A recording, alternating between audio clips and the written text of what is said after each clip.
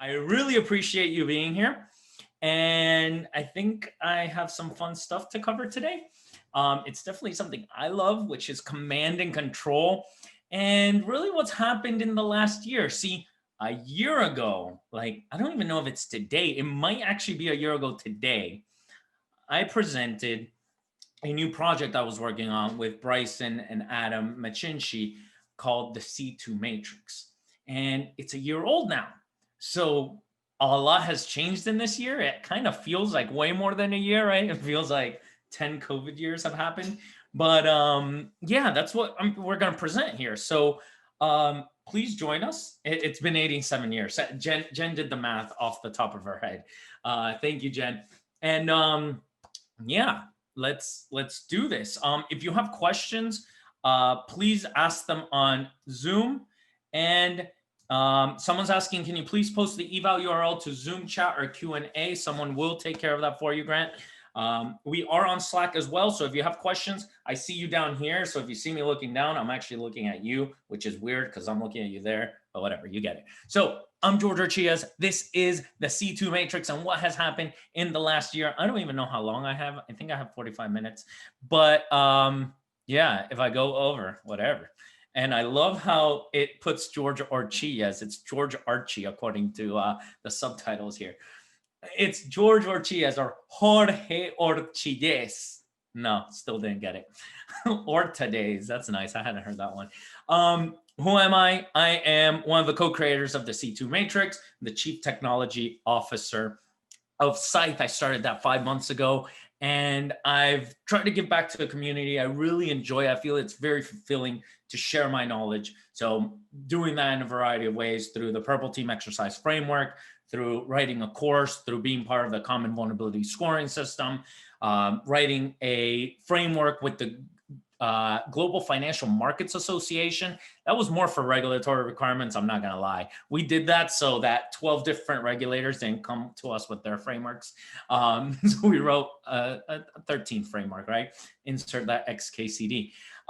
Before that, I was 10 years at Citi running the offensive security team. And of course, I am a SANS instructor on this part, right? The offensive part. Love me some offense. I actually started in Security Operations Center. That's when I took Sec 504 like 12 years ago, or 125 COVID years ago, according to Jen's math. So we're here. Let's do this. Enough about me. Do tweet. I'm at Jorge Orchilles and at C2_Matrix if you want to do some interaction. So if you have no idea what the heck I'm talking about, you just saw some cool Pac-Man logo that's pink and you're like, that's cool, let's find out about it. Well, welcome. We're going to talk about command and control. Command and control is the communication that you have with a system you've compromised. So a malicious actor gets onto your environment.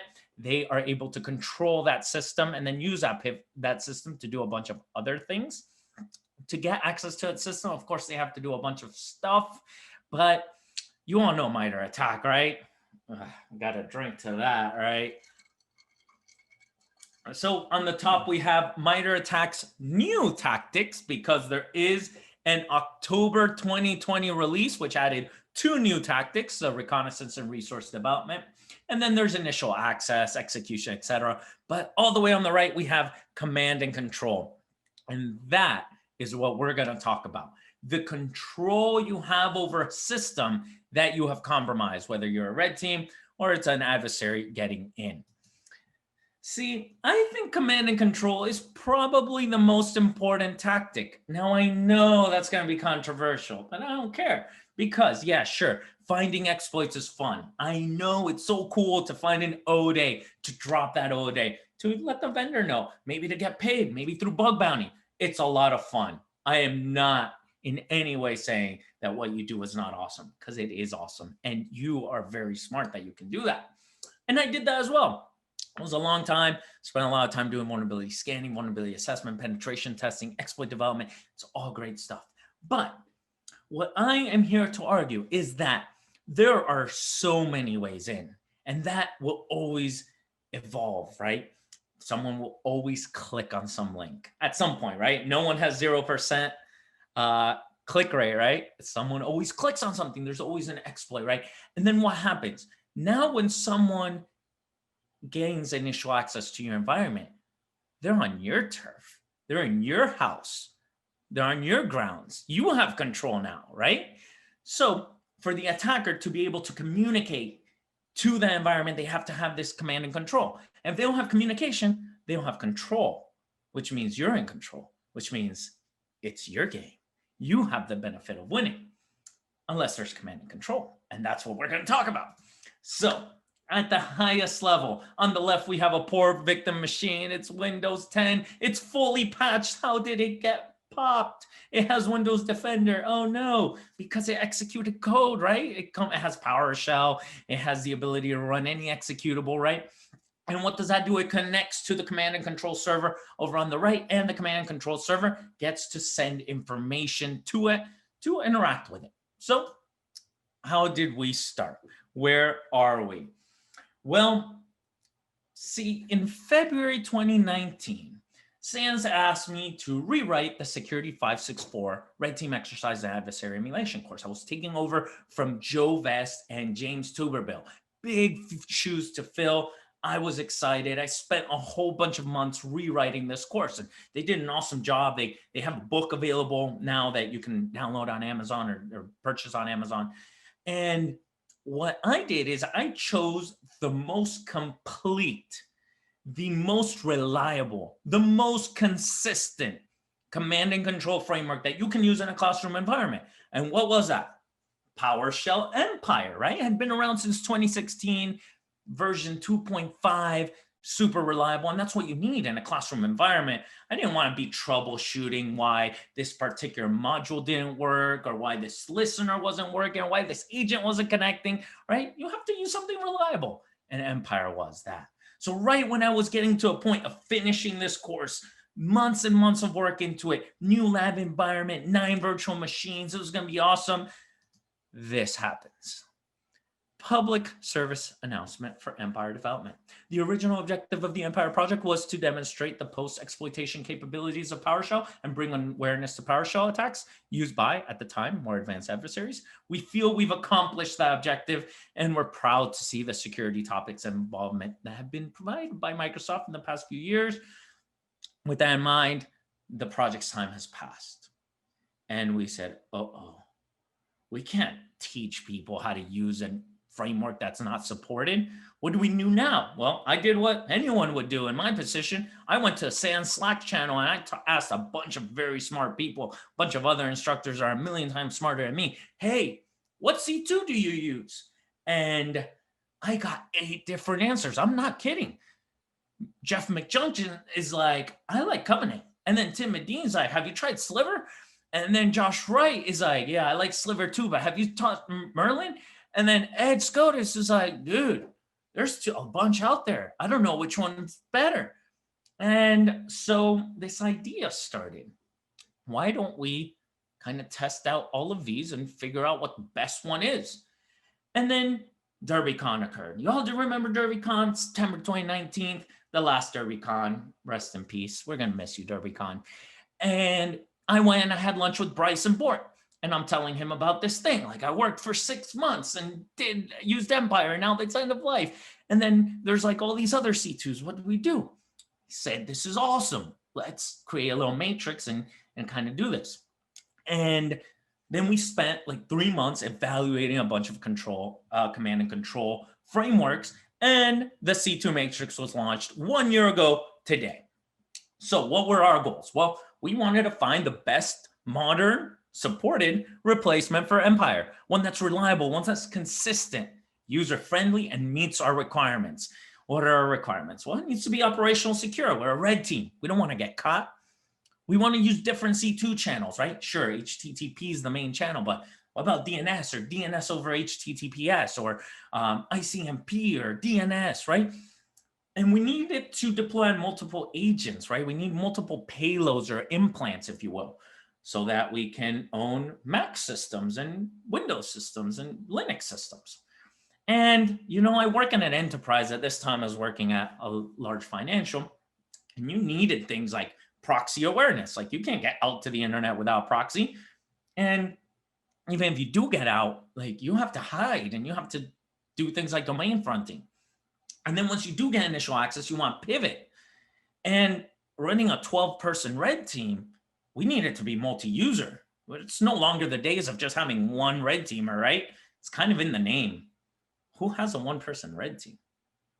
Is that even a team? Can you even call it red team? I think you can. Red team is a thought process. So, and community involvement was nice. So what happened? Created this little evaluation lab, right? Got my machine with VMware Workstation. And what did we do? We created a bunch of virtual machines, put a PF sense in there so that we had different segments, had an attacker segment, had a victim segment. And then on the Windows machine, I want to see what was happening, right? These are free hacking tools from the internet. Should I just run them and trust them? Probably not, right? So I want to run Wireshark and Sysmon. I hope most of you have used Sysmon, right? And we did that. And then we did Linux. Well, I want to see what's going on in Linux, what's going on in Mac. And then, of course, pfSense, right, has a bunch of things like it has Snore and Suricata and NetFlow and all these awesome things. So we set up this little lab. And then we started testing. So what do we test? Well, we want to know what coding language it's used. Like, is the server created in Python, in C#, in C, right, in Go? And then how can you create the implant? Like, what's actually going to execute in the target system? Is that PowerShell? Empire was PowerShell, right? But it could be Python, it could be Go, it could be C#. What about user interfaces? Well, we want to know if any of these are multi-user so our team can work together. What about the interface? Is it a web interface? Is it a GUI? Is it a CLI? Then later on, dark mode came about, and I actually added dark mode against my own will, but we'll talk about that in a second when we talk about Covenant. And does it have an API? Because with an API, you can automate stuff, right? And then the implants, does it have Windows, Linux, and Mac? Being those are the main operating systems in an enterprise environment. And then communication channels. Oh my gosh, so many communication channels, right? TCP, if you come from the Metasploit world, you have TCP. Most adversaries are using HTTP, right? Because everyone allows HTTP outbound, right? Any of you work at an enterprise that doesn't allow HTTP outbound? Yeah, you must have a boring job. You can't access the internet. I'm just kidding. And then HTTP has like all these functions, like being proxy aware, having custom profiles, like modify the user agent, modify the host header to do domain fronting. And then there's these new technologies like HTTP2 and HTTP3 and DNS over HTTPS, right? You know, most of you have this enabled. The fact you can't see it doesn't mean that it's probably running in your network. So if an attacker uses those channels, are you catching them? And then we want to look at capabilities and support. So what was the best way to collaborate to do all of this testing? Google Sheet. And that's how we started. And to this day, it's a Google Sheet document. Of course, we put a front end in with a GUI and all this pretty stuff. But at the end of the day, if you're really using the C2 matrix, you are using the Google Sheet because that's where everything's at. That's where we make changes to it. The GUI, I'm sorry, I haven't updated in a while.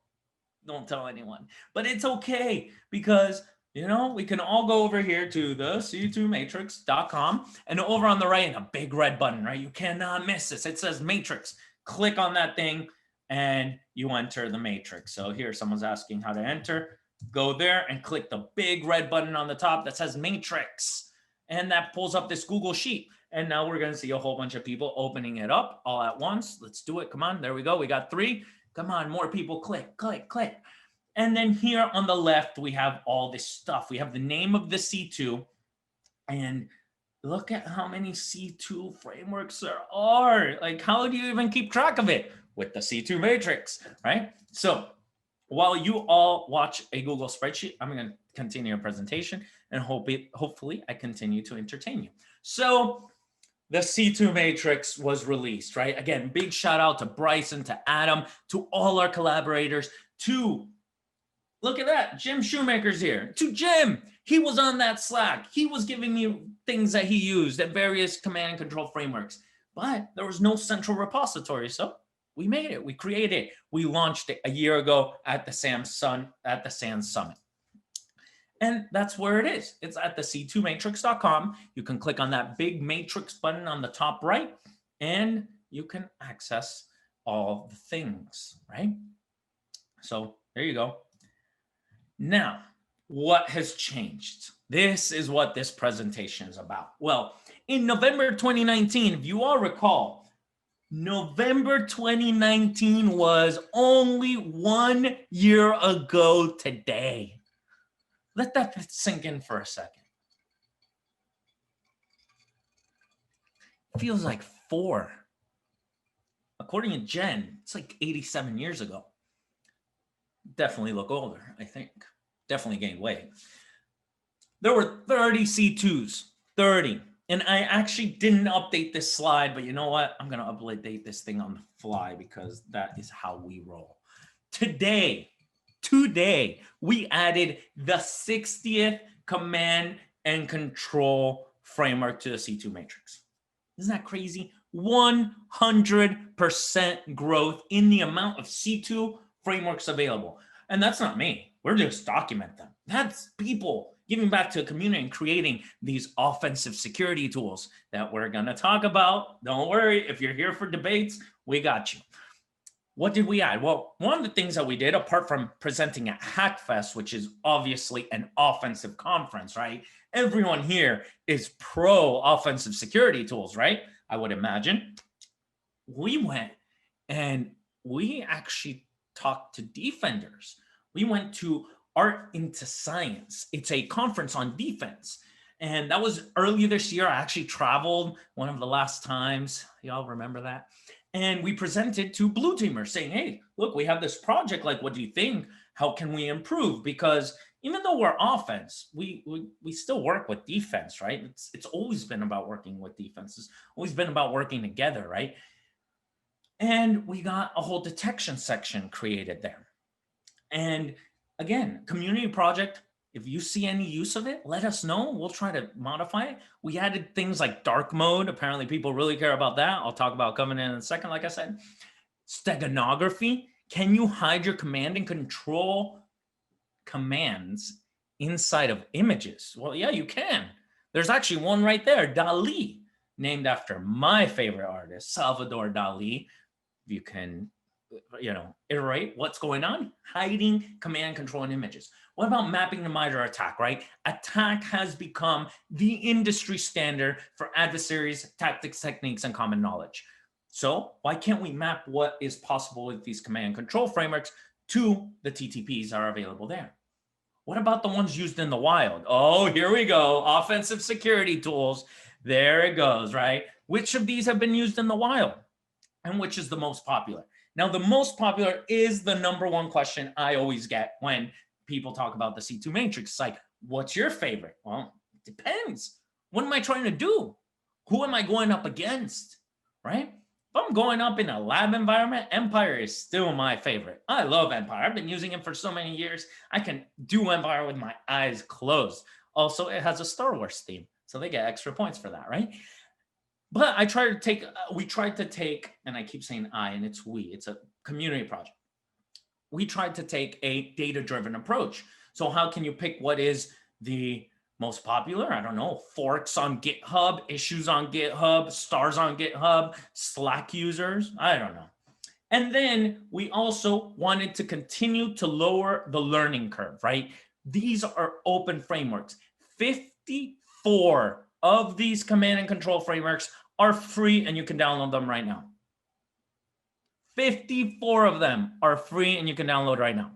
So what do you do once you download? They are notoriously not well documented. So we started documenting it. We created this Git book, how-to.the-C2 matrix, where you can go through and click on them. And then we created, I don't know if Ryan O Grady is here. Is Ryan here? Ryan, I love you, man. Ryan O Grady works for SANS, and he creates the virtual machines that we use in our class. He is awesome. Have you ever taken a SANS course? You've taken, you get all these virtual machines. You've heard of Slingshot? Well, because of Ryan, we created the SANS Slingshot C2 Matrix Edition back in May. And what we did there is we installed 8 of these C2s because installing them is a pain in the butt, right? So we installed them for you and we made sure that they worked. That way, instead of you focusing your time on installing these C2s, you can get right to working with them. And then you use the how-to to set these up. So the SANS C2 Matrix Edition, SANS Slingshot C2 Matrix Edition came about. Made in collaboration with SANS. Shout out to Ryan O Grady. Again, the goal to lower the learning curve, get you straight to testing these because they're free. They're on the internet. People are using it.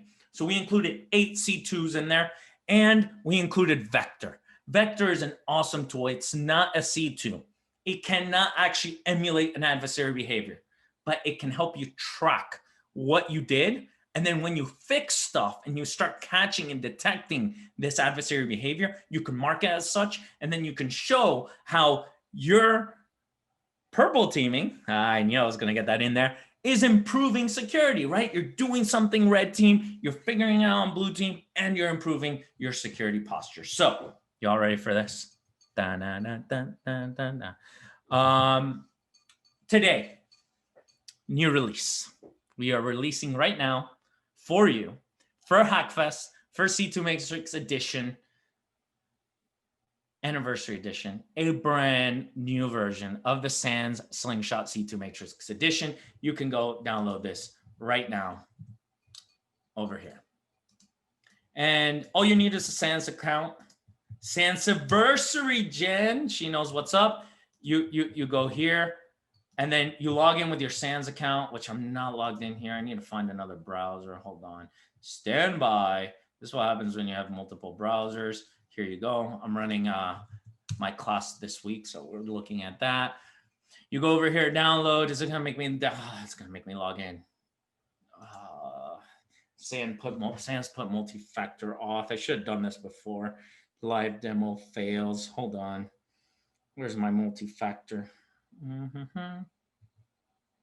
I wonder if anyone's fast enough to actually get my MFA before me. I know you are. So here we go. When we go here you see it, Slingshot C2 Matrix Edition. It's there. You can download it. It's an OVA file. Just click it. Yeah, that is definitely pretty secure, Randall. It's a pain. You security people, like, I had all this security stuff. It's a pain in the butt. I gotta like do all these things to log in. Security people. So you hit download and it's gonna download. And when you download and you import it, you get this, the SANS Slingshot C2 Matrix Edition. And check this out. In /opt, look at what you have. You have all of Atomic Red Team. You have Covenant. You have Empire 3. You have Flamingo, which is cool. That's not a C2 framework, but you have Coatic. You have Merlin. You have Metasploit, which we can debate if that's a C2 or not. You have Posh. Posh is a new C2. A new version of the C2 was released. You have Silent Trinity. You have Sliver. You have Starkiller, which is the GUI of Empire. And you have Vector. A whole bunch of stuff running, all for you. Does this involve the functions of the community version? I don't know. I think it has most of it. I don't know if it has all of it. We literally launched this today, and I only had so much time to test because, you know, life and teaching and work and all that. So I don't know. I don't know how it's compared with it, but yeah, you could totally download it and find out for yourself and let us know. But the whole point is that it runs all these C2s. They're all installed for you so that all you have to do is launch them. So you can like do sudo empire and just wait. And all of a sudden, Empire 3, the latest version, has been launched. You didn't have to install it. Look, I even have a listener already listening. Let's see, listeners. When did I set that up? Cool. I have a listener running. Amazing. So if you don't know how to use this, what do? You go over here, you click on Empire, and then there's a video, the semi-nice looking guy. I need a new picture. Randall, I need a new picture. I look too young on that. Anyway, you figure out how to do all this stuff, and like you can copy and paste this and launch it, and you can launch Starkiller, then you can emulate TTPs, or like, George, I want to learn about Merlin. Well, just click Merlin. Look at this. It walks you through how to do it. Posh C2, there it is. Look, cuddling the cozy bear. This was a, what was this? A Red Team Village talk. It walks you through how to do all of this stuff, right? It's all there for you. We're lowering the learning curve. That's our goal here. So with that said, I don't even know how much time I have. Randall, did you hear me about my screenshot? Oh, there's Ryan O Grady. Definitely follow this guy. Like right now, I'm going to take a break right now, and you're going to click on this. You're going to give follow to Ryan O'Grady because he does phenomenal work. He released the SANS Slingshot Community Edition on November 3rd, and then on November 16th, he releases the C2 Matrix Edition. Amazing stuff, Ryan. He also does all your SANS VMs that I'm sure you all use. So shout out to you, man. So we launched that. We did our thing. Now what? Oh, we presented at Black Hat. It was so awesome. It's been a dream for me to present at Black Hat. We got accepted at Black Hat USA. We did an Arsenal talk. And then we just got accepted at Black Hat Europe, which I just noticed that in the email they sent, they misspelled Europe. But isn't that awesome? So cool. This little project that just started as a little spreadsheet has grown, and it's so amazing. Then what did we do? We did some crazy stuff this year, right? We ran Know Your Payload CTF. Did any of you play this? So I had a little hunch that red teamers create payloads with their C2 framework and don't actually know what they do. That the defer folks and the blue teams know way more about your payload than the person that created the payload. Do you all think that is an accurate assumption? Do blue teamers and defer folks know more about the payloads that you created? I'm gonna wait and hear some answers over on Slack. Most likely, isn't that a problem? Isn't that like, you're the one creating it? Shouldn't you know more? Like, let's think about hacker culture for a second. Like, know how things work. So I decided, and this was another example of where I wrote my SANS people. I'm like, hey, I wrote Rob Lee, who, defer curriculum. I wrote Steve Sims. I'm like, hey guys, I have an idea for a CTF. Have you guys ever done something like this? I'm gonna host 3 command and control servers on the public internet. I'm gonna host Empire, Posh C2, and a SCYTHE server. And I'm gonna leave it open. No operational security whatsoever. What could possibly go wrong, right? The second I opened these ports, they were all getting scanned. It was crazy. And then what I did is I generated a payload on each of these C2 frameworks. And then I provided players this payload. I said, download this payload and execute it in your virtual machine. And people did it. People did it. People ran my payload on their systems. Okay, cool. NetWars engine. Thank you to folks at CounterHack. Have you all played NetWars? There's a big NetWars going on Thursday and Friday. If you're part of HackFest, you've got to be part of this NetWars. It's going to be awesome.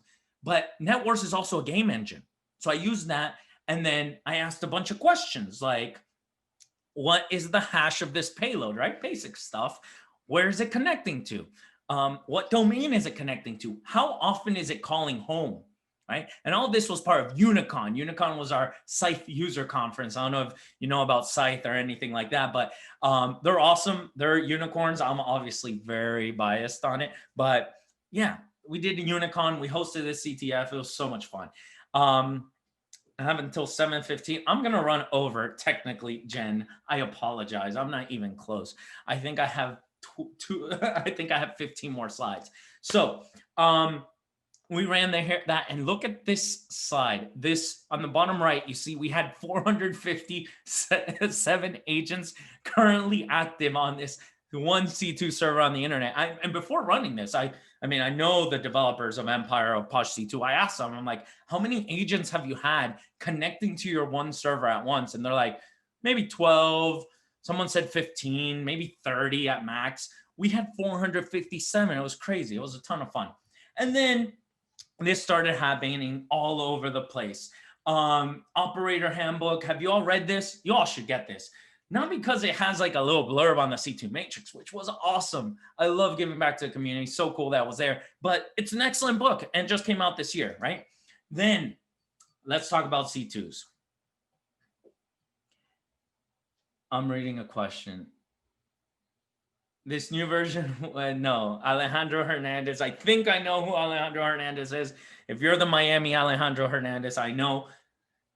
If you're Latino, you know. Alejandro and Hernandez are two very common names, so I don't know if you're you, but if you're the Miami one, I know what you're asking, and no, we do not have a community version of SCYTHE. But we do have updates on a bunch of C2s, so here we go. Y'all ready for this? Empire, the one that started this whole thing, it has full support. Folks at BC Security, two awesome guys, just took it over, and their blog post was "The Empire Strikes Back." You get it? Star Wars reference. Python 3 support, new modules, new updates all the time. I think they released a patch today. Like, it's hard to keep up with these guys. They're releasing stuff all the time. So Empire is back. Then C3, custom command and control, right? So C3, you get it? This by the folks over at F-Secure, which I think they were bought by someone, or was it MD Secure? I don't know. But it's hard to keep up with these acquisitions. They have custom command and control where they have LDAP over C2. They have these cool labs, and I have the first lab link there on how you can create custom custom command and control channels. See, I can do C2, I can't do C3. Then Cobalt Strike. Have you all heard of this? You all know Cobalt Strike, right? How can you get all these links? I'm going to post all these links. I'm going to post them right here. So Cobalt Strike was purchased by Help Systems, right? Good for Mudge, Ralphie, right? Congrats, man. That's awesome. We love ourselves some Cobalt Strike. There was version 4.2 was released, but we also saw Cobalt Strike kind of go into a dark area where it got leaked, right? And this was posted like 3 days ago or a week ago, right? The source code was leaked. It's not even checking for licenses anymore. Someone went and posted this on GitHub. So all of Cobalt Strike is out now, which means that Cobalt Strike started getting used by a bunch of malicious actors. And that's not good. And that really ended up bringing a whole bunch of memes to the game, right? A lot of people that don't like offensive security tools started posting these, right? Cobalt Strike and ransomware everywhere, the ransomware starter pack. There's even a line of branded clothing now with Cobalt Strike, right? It's your Eastern European look, right? The Adidas tracksuit now with the Cobalt Strike logo, right? And I didn't create any of these, but this is what's happened. Then Covenant. Covenant has released one of its most asked for features ever, dark mode. Dark mode has been requested, and apparently that's a thing now. Everyone wants to see dark mode. I don't know how many are in dark mode. Most of these are CLIs, so you can change your background any color you want. But Covenant has been awesome, right? And shout out to the developers there. Fantastic command and control. Definitely check them out.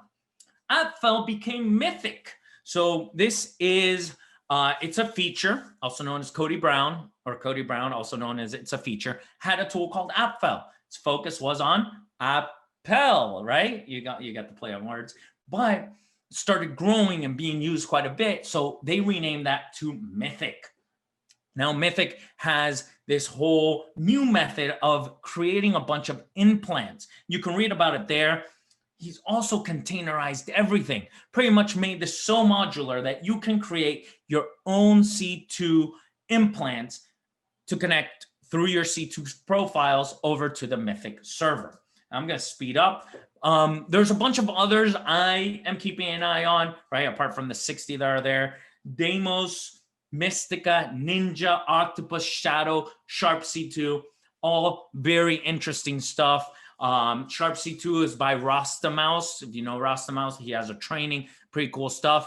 And then there was one called Baby Shark, and I only put that so I get the song stuck on your head. You know the song, Baby shark, baby shark, baby shark.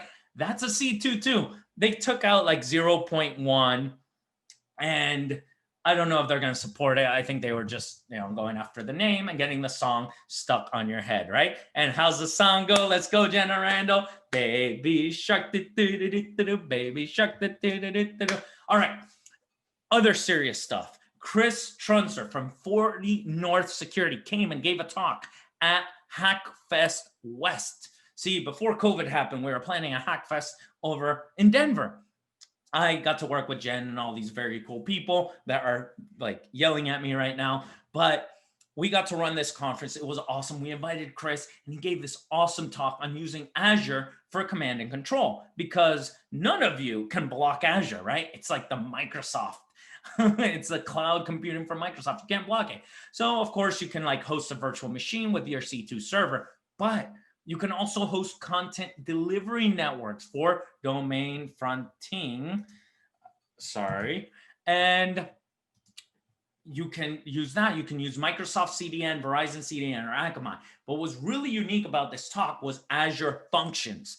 Azure Functions are serverless code. So you can actually get a Azure Websites.net subdomain and redirect your traffic through there. Like, who's going to block that, right? No one. Fantastic talk. Again, all of this, I've done nothing of this. All I've done is compile this. And shout out to 40 North for that and Chris Trunzer. Then Red Elk. Red Elk is fantastic.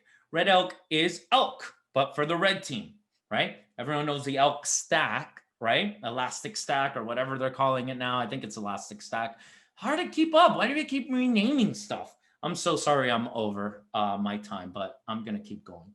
I think I have like 3 slides left. So fantastic. I love just this graphic. So big shout out to Mark Smeet and Outflank NL. Their Twitter handles are there. This is Red Elk, a free product, and it's not a command and control framework. This is not a command and control framework. It is an elk stack. It's in red on the middle of the screen. You see that? And what it does is it ingests logs from your command and control server. So if your command and control server has standardized logging, it can send it to Red Elk. If your redirectors, which is generally where your target network and compromised systems are connecting through, it can send the logs there. And it can also query security service providers like Spamhaus, VirusTotal, IBM X-Force, domain classifiers, etc. And it can bring it all to one view. And then you can give your white cell or your trusted agents access to that on your red team manager. This is extremely important. Imagine if you run a team. At Citi, I ran a team of 12 red teamers. How do you keep track of what all these hackers are doing in the environment of one of the largest global organizations in the world? You got to see what they're doing, right? So you normalize all this traffic, you send it to Elk, and then you query Elk, and you can see what everything's happening. Shout out to Mark and Outflank. Version 2 was just released, so that happened. And then we also saw sponsorware. Sponsorware, I think Marcello is probably the one that started it. And shout out to Marcello. Love you, man. Marcello is from Black Hills Information Security, and he created a million tools. Probably 1,000,001 by now, but in particular, Silent Trinity. Silent Trinity is a command and control framework. It's in the Matrix, right? Look it up. It's awesome. And what he said, he's like, okay, peeps, I have an announcement. All future tools and updates I will release will be sponsorware. Only people who have sponsored me on GitHub at a specific tier will get access to them initially. And then once I meet a certain criteria of sponsors, I'll release it out.